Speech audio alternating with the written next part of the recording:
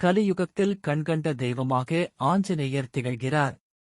சர்வமங்கள காரியானுகூலம் என்று ஆஞ்சநேயர் வழிபாட்டின் பலனைக் குறிப்பிடுவார்கள்.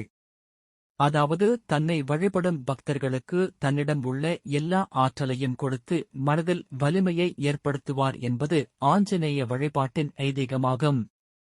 அவர் வாயுவின் புத்திரர் என்பதால் அவர் காற்றோடு காற்றாக கலந்து எங்கும் நிறைந்து நம்மை காப்பதாக நம்புகிறார்கள். பலவித தோற்றங்களில் காட்சியளிக்கும் ஆஞ்சநேயர் தலம், மூர்த்தி, தீர்த்தம் என்று 3 வகைகளிலும் வரப்பிரசாதமாக இருந்து பக்தர்களுக்கு அருள் வழங்குகிறார். சேவை செய்வதற்காகவே அவதாரம் எடுத்தவர் ஆஞ்சநேயர்.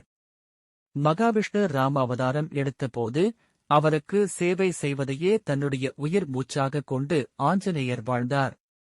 இதனால் ராமபிரானுக்கு எங்கெங்கு ஆலயம் உள்ளதோ அங்கெல்லாம் ஆஞ்சநேயருக்கு தனி சன்னதி அமைப்பட்டுள்ளது. இவை தவிர ஆஞ்சநேயருக்கு என்றே தனியாக ஆலயங்களும் உண்டு.